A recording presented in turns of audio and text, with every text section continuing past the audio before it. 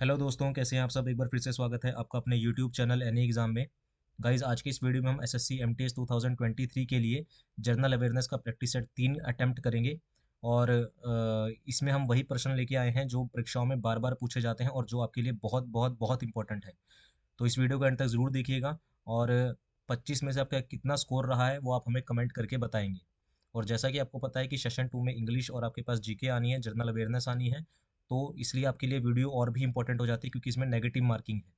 ठीक है, तो इस वीडियो को अंत तक जरूर देखिएगा और वीडियो पसंद आए तो लाइक करना मत भूलिएगा। और जो व्यूवर्स चैनल पे नए हैं तो प्लीज़ चैनल को सब्सक्राइब कर दीजिए और बेल आइकन पे प्रेस कर दीजिए ताकि आपको हमारे चैनल की नोटिफिकेशंस मिलती रहें और आपकी प्रिपरेशन और बूस्ट होती रहे। तो ज़्यादा टाइम वेस्ट ना करते हुए शुरू करते हैं आज का हमारा पहला क्वेश्चन। तो साथ ही साथ आप हमें कमेंट भी करेंगे कि आपके कितने क्वेश्चन सही गए हैं 25 में से। तो चोरा चोरी कांड कब हुआ था। तो चोरा चोरी, सबसे पहला क्वेश्चन है कि चोरा चोरी कांड कब हुआ था। तो चोरा चोरी का जो कांड हुआ था वो हुआ था 1922 में। ऑप्शन नंबर ए इसका करेक्ट हो जाएगा। चोरा चोरी जो है एक सिटी का नाम है जो कि गोरखपुर उत्तर प्रदेश में पड़ती है। चोरा चोरी एक टाउन का नाम है। और चोरा चोरी कांड के बाद जो महात्मा गांधी जी थे उन्होंने अपना असहयोग आंदोलन जो था वो वापस ले लिया था। ठीक है। तो इसका सही आंसर क्या हो जाएगा, ऑप्शन नंबर ए से करेक्ट हो जाएगा। नेक्स्ट क्वेश्चन पे आते हैं। नेक्स्ट क्वेश्चन है कि वैशाली निम्न में से किस महाजनपद की राजधानी थी। वैशाली जो थी वो निम्न में से किस महाजनपद की राजधानी थी। तो वैशाली थी किसकी राजधानी, वज्जी की। वैशाली किस महाजनपद की राजधानी थी, वज्जी की जो थी वो राजधानी थी वैशाली। अगर आपसे कौशल की राजधानी पूछेगा तो कौशल की राजधानी क्या थी। तो कौशल की राजधानी थी श्रावस्ती। कौशल की राजधानी क्या थी, श्रावस्ती थी। अगर काशी की राजधानी पूछेगा तो काशी की राजधानी थी वाराणसी। काशी की राजधानी थी वाराणसी। और अगर मगध की राजधानी पूछेगा तो वो थी पाटलिपुत्र। कौन सी, पाटलिपुत्र किसकी राजधानी थी, मगध की। काशी की पूछेगा तो वाराणसी, कौशल की पूछेगा तो श्रावस्ती थी। तो ये आपके ऑप्शन, तीन ऑप्शन के हमने आंसर और बता दिए हैं। ठीक है ना। अब बढ़ते हैं हमारे नेक्स्ट क्वेश्चन की ओर। नेक्स्ट क्वेश्चन देख लेते हैं क्या है। तो नेक्स्ट क्वेश्चन है हमारे पास, एक वाहन द्वारा तय की गई दूरी को मापने के लिए प्रयुक्त उपकरण का नाम बताइए।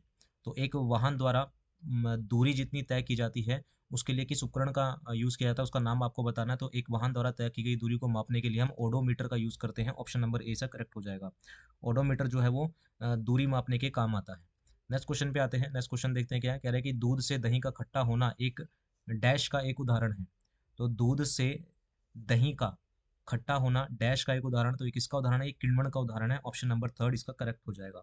तो दूध से दही का खट्टा होना किसका उदाहरण है, किण्वन का उदाहरण है। ऑप्शन नंबर सी करेक्ट हो जाएगा। नेक्स्ट क्वेश्चन पे आते हैं। कहता है कि भारत का महासागरीय राष्ट्रीय उद्यान स्थित है। तो भारत का महासागरीय राष्ट्रीय उद्यान स्थित है, ये कहाँ पर है। तो भारत का महासागरीय राष्ट्रीय उद्यान ऑप्शन नंबर फोर कच्छ में स्थित है। तो इसका सही आंसर हो जाएगा ऑप्शन नंबर फोर। तो भारत का राष्ट्रीय उद्यान, राष्ट्रीय महासागरीय राष्ट्रीय उद्यान कहाँ पर है, कच्छ में है। नेक्स्ट क्वेश्चन पे आते हैं। नेक्स्ट क्वेश्चन देखते हैं क्या है। और साथ ही आपको ये भी बता दें कि सिर्फ 14% लोगों ने ही इसका सही आंसर किया है। तो आप जान सकते हैं कि अगर सिर्फ 14% लोग इसका सही आंसर कर पा रहे हैं मतलब ये जो टेस्ट है ये कितना इंपॉर्टेंट होगा आपके लिए। ठीक है ना, कितने इंपॉर्टेंट क्वेश्चंस होंगे जो जो लोगों को पता ही नहीं है, बच्चों को पता ही नहीं है। तो प्लीज़ इस वीडियो को एंड तक जरूर देखिएगा। पसंद आए तो लाइक ज़रूर करना है। ठीक है। बढ़ते हैं नेक्स्ट क्वेश्चन की ओर। नेक्स्ट क्वेश्चन में कहता है कि वह कौन सा तारा है जो स्थिर दिखाई देता है और रात्रि आकाश में सबसे अधिक चमकता है। जो स्थिर दिखाई देता है लेकिन रात्रि आकाश में सबसे अधिक दिखाई देता है। तो इसका सही आंसर जो किया है वो सिर्फ 50% लोगों ने इसका सही आंसर किया है। तो इसका आंसर क्या हो जाएगा, इसका आंसर, सही आंसर हो जाएगा ऑप्शन नंबर डी, ध्रुव तारा। ध्रुव तारा जो है वो स्थिर दिखाई देता है और आकाश में सबसे ज़्यादा चमकने वाला तारा है। तो ऑप्शन नंबर फोर इसका करेक्ट हो जाएगा। नेक्स्ट क्वेश्चन पे आते हैं। शिक्षा पर मैकाले मिनट किस वर्ष पारित किया गया था। तो शिक्षा पर मैकाले मिंट या फिर मैकाले मिंटो जिसे हम बोलते हैं वो कब पारित किया गया था। और इसका आंसर जो दिया है वो सिर्फ 38% लोगों ने इसका सही आंसर किया है, सिर्फ 38% में। तो ये क्वेश्चन बहुत बहुत इंपॉर्टेंट है। तो साथ ही साथ आप हमें अपना कमेंट जो है, आप स्कोर जो है वो भी हमें कमेंट करेंगे। तो शिक्षा पर मैकाले मिंट किस वर्ष पारित हुआ था। तो ये हुआ था 1835 में। ऑप्शन नंबर ए इसका करेक्ट हो जाएगा। 1835 में शिक्षा पर मैकाले मिंट जो था वो पारित हुआ था। नेक्स्ट क्वेश्चन पे आते हैं। नेक्स्ट क्वेश्चन देखते हैं क्या है। कह रहा है कि खजुराहो स्मारक समूह के बारे में गलत कथन की पहचान कीजिए।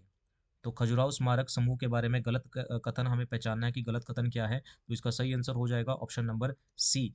तो वर्ष 1985 में इसे यूनेस्को के विश्व विरासत स्थल के रूप में सूचीबद्ध किया गया था। तो ये कथन जो है वो गलत है। ठीक है ना, वर्ष 1985 में से यूनेस्को के विश्व विरासत स्थल के रूप में सूचीबद्ध किया गया था। तो ये खजुराहो स्मारक समूह के बारे में गलत है। ऑप्शन नंबर थर्ड इसका करेक्ट हो जाएगा। और सिर्फ 15% लोगों ने ही इसका क्या किया है, सही आंसर किया है। सिर्फ 15% लोग ही इसका सही आंसर कर पाए हैं। नेक्स्ट क्वेश्चन पे आते हैं, कहता है कि भारत में तीसरा सबसे बड़ा नागरिक सम्मान कौन सा है? तो भारत में तीसरा सबसे बड़ा नागरिक सम्मान अगर आपसे पूछेगा तो इसका सही आंसर हो जाएगा ऑप्शन नंबर फोर्थ, यानी कि पद्म भूषण। पद्म भूषण जो है वो भारत में तीसरा सबसे बड़ा क्या है, नागरिक सम्मान है। और सबसे पहला अगर पूछेगा तो वो भारत रत्न है। सबसे पहला अगर पूछेगा तो भारत रत्न जो है वो सबसे पहला जो है वो नागरिक सम्मान है। तो इसका सही आंसर क्या हो जाएगा, ऑप्शन नंबर फोर्थ इसका करेक्ट हो जाएगा। आगे बात करते हैं, नेक्स्ट क्वेश्चन पे आते हैं। नेक्स्ट क्वेश्चन है हमारे पास, फेफड़ों को कौन सा रोग प्रभावित करता है? तो फेफड़ों को प्रभावित करने वाला रोग कौन सा है, वो है तपेदिक। तपेदिक रोग जो है वो फेफड़ों को प्रभावित करता है, तो ऑप्शन नंबर बी इसका करेक्ट हो जाएगा। नेक्स्ट क्वेश्चन पे आते हैं, कहता है कि चोल काल में वेटी क्या था? चोल काल में वेटी क्या था? तो वेटी क्या था चोल काल में, एक प्रकार का कर था। ऑप्शन नंबर थर्ड इसका करेक्ट हो जाएगा। तो चोल काल में जो वेटी था वो क्या था, एक प्रकार का कर था। नेक्स्ट क्वेश्चन पे आते हैं, कहता है कि भूमंडलीय तापन, ये ग्लोबल वार्मिंग किसके कारण होता है? ग्लोबल वार्मिंग आपसे पूछा जा रहा है कि ग्लोबल वार्मिंग किसके कारण होता है, तो सबको पता है। तो ये किसके कारण होता है, ग्रीन हाउस गैसेज यानी ग्रीन हाउस प्रभाव के कारण क्या होता है, ग्लोबल वार्मिंग होती है। ऑप्शन नंबर बी इसका करेक्ट हो जाएगा। नेक्स्ट क्वेश्चन पे आते हैं, कहता है निम्नलिखित युग्मों पर विचार कीजिए। तो आपको यहाँ पर कुछ टेबल दिया गया है। कह रहा है कि एलिफेंटा कहाँ पर है, भारत का मालाबार तट। काल बैसाखी महाराष्ट्र। आम्रवर्षा यानी कि ब्लास्म शार्वस ये केरल में है। तो इसमें से कौन सा कथन जो है वो सही है, कौन सा युग्म सही सुमेलित है? तो इसका सही आंसर आपको करना है। तो अगर मैं आपको बताऊं तो इसमें सिर्फ पहला और तीसरा यानी कि फर्स्ट और थर्ड, ऑप्शन नंबर थर्ड इसका करेक्ट हो जाएगा। तो पहला और तीसरा जो है वो बिल्कुल सही है। एलिफेंटा भारत का मालाबार तट, और आम्र वर्षा ये कहाँ पर, केरल में, ये सही जो है वो सही सम्मिलित है। ऑप्शन नंबर थर्ड इसका करेक्ट हो जाएगा। नेक्स्ट क्वेश्चन पे आते हैं, कहता है कि निम्न में से कौन सा मौर्य काल भूमि संबंधी पर नहीं था? इनमें निम्नलिखित में से कौन सा मौर्य काल में भूमि संबंधी पर नहीं था? तो क्या नहीं था, वो था ऑप्शन नंबर फोर्थ यानी कि शुल्क। तो शुल्क जो था वो मौर्य काल में भूमि संबंधी पर नहीं था। तो ऑप्शन नंबर फोर इसका करेक्ट हो जाएगा, और सिर्फ 14% लोगों ने ही इसका सही आंसर किया है। तो इस तरह से हम आपके लिए बहुत इंपॉर्टेंट क्वेश्चंस लेके आ रहे हैं जो आपके पेपर में आपकी हेल्प करेंगे एग्जाम को क्लियर करने में। तो वीडियो को एंड तक ज़रूर देखना है, और साथ ही साथ अपने आंसर्स भी हमें कमेंट करने की 25 में से आपके कितने आंसर सही गए हैं। नेक्स्ट क्वेश्चन पे आते हैं, कहता है कि आयोडीन युक्त नमक में होता है। आयोडीन युक्त नमक में क्या होता है? तो आयोडीन युक्त नमक में होता है पोटाशियम आयोडाइड। तो आयोडीन युक्त नमक जो होता है उसमें क्या होता है, पोटाशियम आयोडाइड होता है। ऑप्शन नंबर फोर इसका करेक्ट हो जाएगा। और आप देख सकते हैं सिर्फ 9% लोगों ने ही इसका सही आंसर किया है। तो ये very very very important question बन जाता है, इसको देखते हैं तो बहुत इंपॉर्टेंट क्वेश्चन है ये। इसी तरह से हम और भी इंपॉर्टेंट क्वेश्चन आपके लिए लेके आते रहेंगे। ठीक है, और जो व्यूवर्स नए हैं चैनल को सब्सक्राइब करना मत भूलिएगा, लाइक करना मत भूलिएगा वीडियो को। ठीक है, बढ़ते हैं हमारे नेक्स्ट क्वेश्चन की ओर। नेक्स्ट क्वेश्चन देख लेते हैं क्या है। नेक्स्ट क्वेश्चन हमारे पास है, राज्यसभा के सदस्यों का कार्यकाल कितना होता है? तो राज्यसभा के जो सदस्य होते हैं उनका जो कार्यकाल होता है वो 6 वर्ष का होता है। ऑप्शन नंबर ए इसका करेक्ट हो जाएगा। राज्यसभा के जो सदस्य होते हैं उनका कार्यकाल होता है 6 वर्ष का। ऑप्शन नंबर ए इसका करेक्ट हो जाएगा। नेक्स्ट क्वेश्चन पे आते हैं।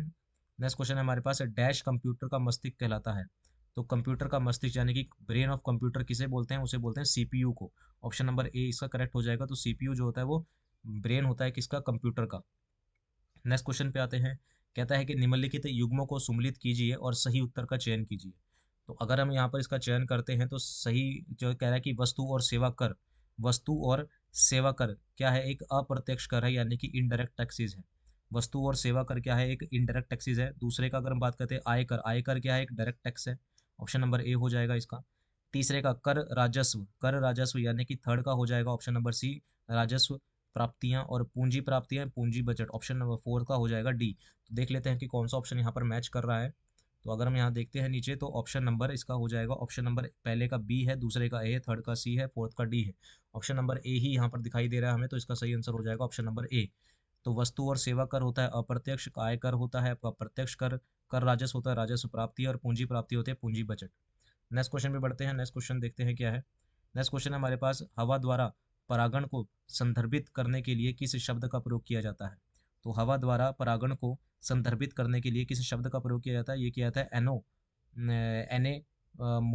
एनेमोफिली का शब्द का जो है वो प्रयोग किया जाता है। तो हवा द्वारा परागण को संदर्भित करने के लिए एने मोफिली शब्द का जो होता है वो ऑप्शन नंबर 4 करेक्ट हो जाएगा, इसका यूज़ किया जाता है। तो और सिर्फ 28% लोगों ने इसका सही आंसर किया है। नेक्स्ट क्वेश्चन पे आते हैं, कह रहा है कि भारत में दक्कन के लावा पथ में प्रमुख रूप से किस प्रकार की मिट्टी पाई जाती है। तो भारत के दक्कन के लावा पथ में मुख्य किस प्रकार की मिट्टी पाई जाती है, तो वो है ऑप्शन नंबर 3 काली मिट्टी। काली मिट्टी पाई जाती है भारत के दक्कन के लावा पथ में। नेक्स्ट क्वेश्चन पर आते हैं, कह रहा है कि प्रधानमंत्री जन धन योजना डैश को शुरू की गई थी। तो प्रधानमंत्री जन धन योजना कब शुरू की गई थी, ये की गई थी 28 अगस्त 2014 को। ऑप्शन नंबर ए इसका करेक्ट हो जाएगा। और इसकी शॉर्ट फॉर्म होती है प्रधानमंत्री जन धन योजना की, इसकी शॉर्ट फॉर्म होती है PMJDY। तो प्रधानमंत्री जन धन योजना जो थी वो शुरू की गई थी कब, 28 अगस्त 2014 को ये शुरू की गई थी।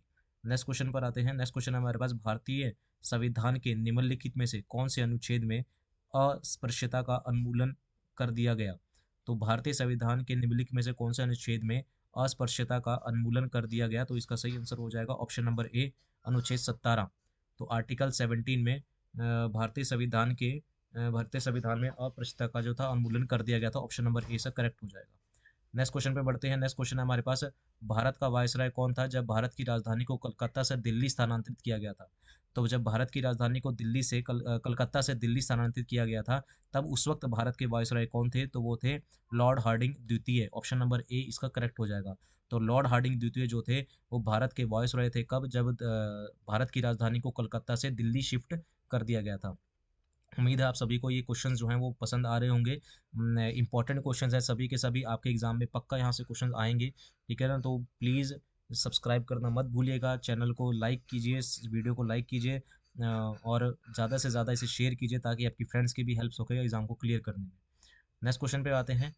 कह रहा है कि महारत्न का उदाहरण है, महारत्न का क्या उदाहरण है, भारतीय इस्पात प्राधिकरण। ऑप्शन नंबर ए इसका करेक्ट हो जाएगा। तो महारत्न का उदाहरण है भारतीय इस्पात प्राधिकरण।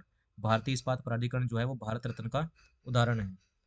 आगे बात करते हैं क्वेश्चन नंबर, आज की वीडियो का हमारा लास्ट क्वेश्चन कहता है कि भारत छोड़ो आंदोलन के दौरान करो या मरो का नारा किसने दिया था। तो करो या मरो का नारा दिया दिया था भारत छोड़ो आंदोलन के वक्त वो दिया था महात्मा गांधी ने। ऑप्शन नंबर बी इसका करेक्ट हो जाएगा। तो करो या मरो का नारा जो दिया था वो किसने दिया था, महात्मा गांधी जी ने दिया था। और गाइज अगर आपको जीके या जनरल अवेयरनेस की वीडियो इंग्लिश में भी चाहिए तो भी आप हमें बता सकते हैं कमेंट करके कि सर हमें इंग्लिश में ये क्वेश्चन जो है वो प्रोवाइड करवाइए, कोई इंग्लिश में वीडियो लेके आइए, तो हम आपके लिए इंग्लिश में भी वीडियो लेके आएंगे। ठीक है, और ये बहुत इंपॉर्टेंट क्वेश्चन है। इसी तरह से हमने मैथ की सीरीज भी शुरू कर रखी है, रीजनिंग की भी, और साथ जल्दी हम इंग्लिश की भी लेके आने वाले हैं ताकि आपकी प्रिपरेशन को हम बूस्ट कर सकें। ठीक है, तो अगर आपको ये वीडियो पसंद आई है तो प्लीज़ वीडियो को लाइक करना मत भूलिएगा, शेयर जरूर कीजिएगा, सब्सक्राइब कीजिएगा चैनल को। मिलते हैं अगले पार्ट में, अभी के लिए इतना ही। Thank you very much.